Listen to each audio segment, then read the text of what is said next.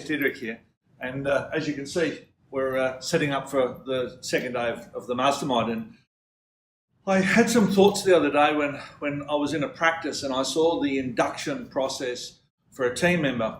And my thought to you, or my question to you, is what is your induction process? So in this practice, they'd hire this young lady, and she'd come in, and it was her start for the day. And first thing she did was fill in her super forms and her PYEG forms and all those legal documents that you need in a practice all over the world as an employee or as an employer as well. And then they put a big policies and procedures manual in front of her and said, here's all our policies and procedures.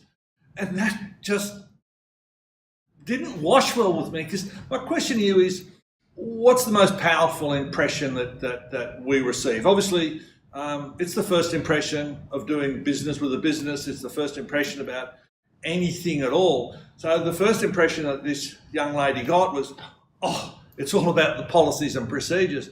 This is something that really irks me, because that's going to be with her for the rest of her career at that practice. This is what we're all about: policies and procedures, and the way we do it here, and da da da da da da. And so many of my clients that I've worked with used to do that, and I know this is the industry norm, but we've turned this on its head. I've done a lot of research into the businesses that do really well, and two that come instantly to mind are Disney and Nordstrom. And I happen to be reading one of the Nordstrom books here at the moment. So let me just quickly go through what they do for their induction process. So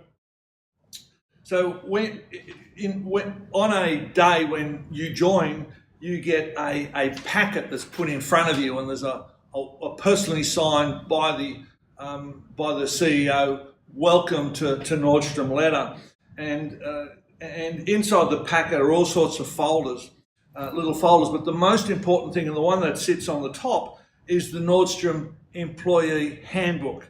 So the letter says, welcome to Nordstrom, we're glad you're here.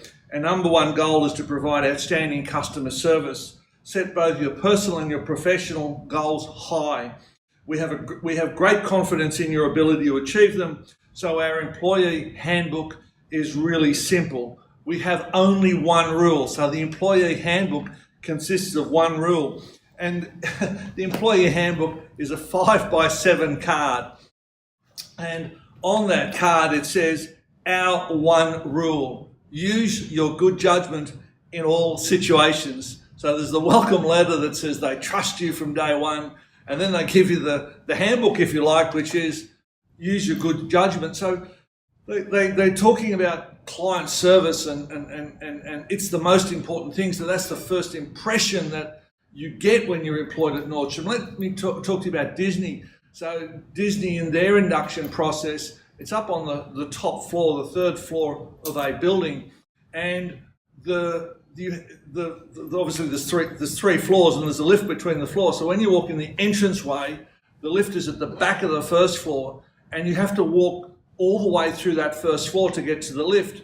And then the lift takes you up to the second floor, and the lift from the second floor to the third floor is up the front of the corridor. So you've got to walk all the way along that second corridor, then up in the lift to the third corridor, and the induction office is at the back. So you've actually walked three lengths of the Disney induction building, if you like, and the walls are decorated with all the classic Disney icons: Mickey Mouse, Donald Duck, Snow White, the Seven Dwarfs, and there's paintings of them and statues and all sorts of things that portraying the Disney characters, their belief system, their mindset, and all the things that they want you to be conscious of when you're a Disney cast member. So again, do you think that induction process that Disney has, the induction process that Nordstrom has, is a little bit different to what we do in a veterinary practice?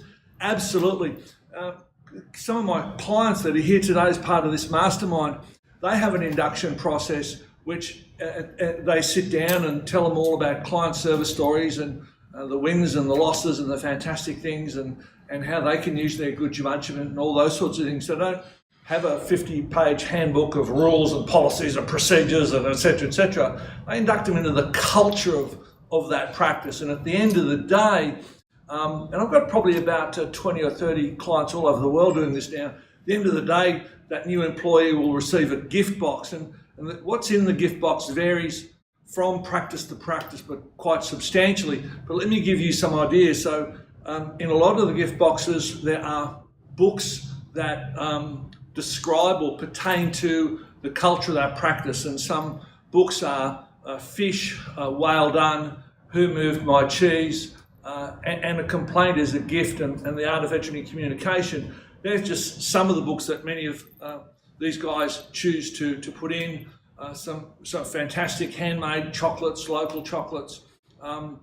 One practice, actually there's 3 practices now, put in a bottle of Moe champagne and a personally signed card from the owner saying, welcome on board, da-da-da-da-da-da. So that's a very different induction process experience to what we normally do in a veterinary practice. So I just wanted you to think about that.